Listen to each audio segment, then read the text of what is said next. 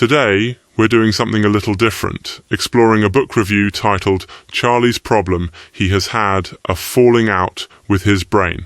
Alright, let's get right to it. So, what's the big question that the book Charlie's Problem is poking at? In a nutshell, it's this. Sayles is wrestling with the comic and philosophical madness that is, being at war with your own mind. The central problem? The protagonist, Charlie Clitheroe, is battling his own brain, which he sees not just as an organ, but almost as a mischievous companion, always tricking him, throwing curveballs, toying with his memories and perceptions. Why is this problem significant? Well, because, let's be honest, who hasn't felt like their brain, at least sometimes, is absolutely not on their side? That moment you forget your neighbour's name right after they just told you, or when you swear your keys were on the kitchen table and, bam, they're in the fridge. This book isn't just about one man's quirks. It's really a playful existential meditation on what it means to be human and to never quite trust your own mind. What does Sayles pull out as the key takeaways from this book? First, he says the book is much more than a bunch of funny stories strung together.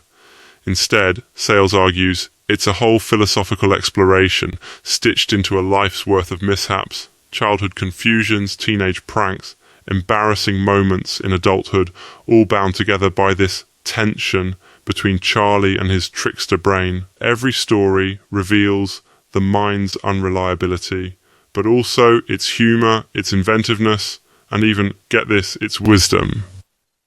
Let's break it down a bit. Sayles describes childhood episodes where Charlie realizes, super young, that you just can't always trust your own thoughts or explanations.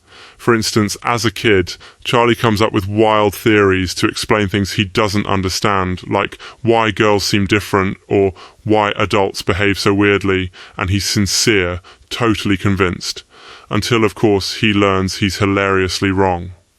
This, Sayles says, is sort of the start of real epistemology, how we know what we know or don't. And what about adolescence? Sayles reviews pranks and social blunders, spray painting nicknames on walls, falling for silly rumours at school, or making friends at the coal mine, only to get pranked right back.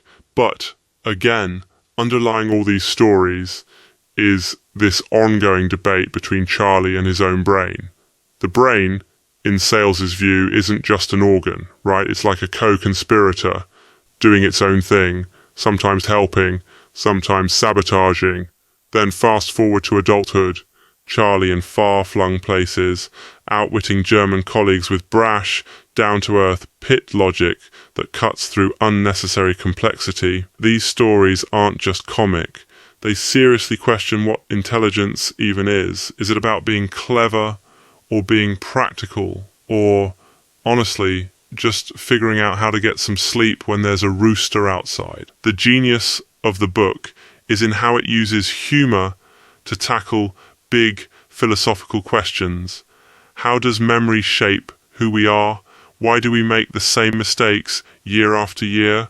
Why does our mind invent stories when it just doesn't know the facts? And underneath it all, Sayles maintains, there's real warmth, a celebration of working-class life, the kind of stuff that's often overlooked in literature, but universal to so many people.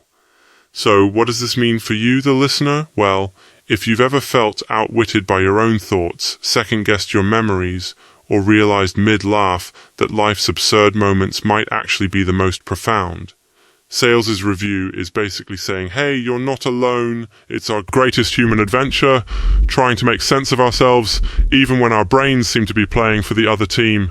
Alright, to wrap up, everything I've shared is drawn from S.C. Sayles' review. The beauty of research, especially this kind that lives at the crossroads of comedy and philosophy, is that it invites all of us to laugh, reflect, and maybe, just maybe, change how we see our own brains. So if this sounds interesting, maybe check out the paper, and remember,